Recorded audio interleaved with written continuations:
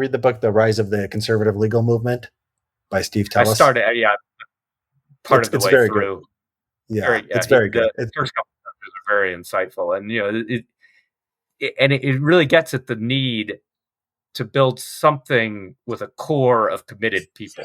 So if you look at when sensible ideas have survived, when they have overwhelming numbers against them, it's things like the Federalist Society, a tiny group of people, not that big of a budget, but really committed to their ideas, not trying to reach out and build the big tent. Well, we'll get like the 75% woke people on our side. And no, we want the 0% woke people, Yeah. and we want to focus. A couple, rational expectations and monetarism survived in economics, and both had problems, but they were much more sensible than the dominant idea. They just picked two Federal Reserve banks, and they just took over, and then they kept their ideas functioning in those two places. So but it was all committed people. As soon as you try to have this big tent where we're like, oh no, we want to make sure at least half the people are actually on the left, and that way we can show how reasonable and open we are. Well, then those half the people on the left will always support other people on the left and will crush you because you're trying to be objective, and you have to Yeah. build So institutions it sounds with. like to be a to beat the left at universities, you have to sort of become like them, right? It sort of seems like every ideological movement has to be this way. It's not like it's not like you go and you have a free marketplace of ideas, and then they say X and you say Y, and then people say, oh, Y is smarter than X, and you don't coordinate with Yeah. anyone or have any strategy or anything. It seems like it's a very that sort of the marketplace of ideas sort of metaphor. It sort of seems like very naive, and it seems like it's never worked. It doesn't work that way. It's never worked that way. the The market people who took the over marketplace for academia. ideas the marketplace for ideas has to take place between different institutional infrastructures. You can't have, you know, I mean, there's a broad set of ideas that could operate within one institution, but they don't include the dominant ideas.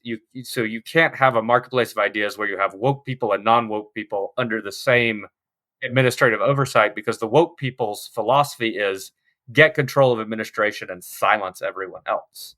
So you could have a whole bunch of different people with different perspectives who all embrace the idea of free debate operating in one institution, although that may, people will embrace the idea in principle. And so, but you have to create administrative structures that don't allow people who want to silence one group to do so, because nobody gets silenced because their ideas are bad.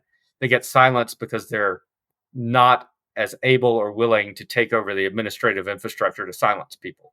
Like, really stupid ideas win at universities because the really stupid ideas include, oh, we should take over all the committees and drive out everybody.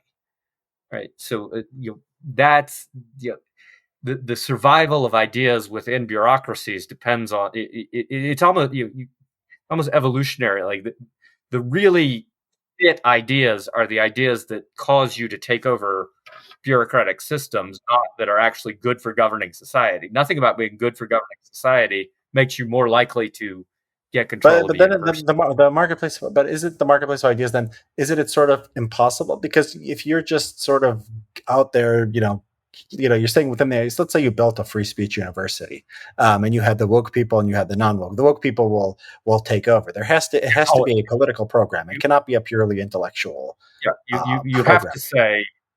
I mean, you have to be ideologically committed to the idea of pursuit of objective truth. I mean, you need a commitment to that, and you need to say people who aren't pursuing objective truth don't belong in this institution. You can't say, "Oh yeah, of course we'll have a place for critical social justice in our free speech university." No, you've got to. I mean, and this is not novel ideas. Like Karl Popper went through this pretty carefully. Like you can't just sort of willy nilly. Like, I mean, this is what drives me nuts about like the sort of Red Scare stuff. Obviously, you shouldn't have been bringing communists into universities, because the whole idea of communism in the United States, at least, was to take over institutions, destroy your enemies, and then use those institutions to promote communism. Obviously, that, fine, we want to not make that illegal, sure, but that obviously is not the sort of thing you can have within a university where you're trying to debate ideas on the basis of reason and evidence. Like, no, we need, if you want your little communist shop, you go over and you fund it yourself over here, and we'll take the tax money and have like objective reason.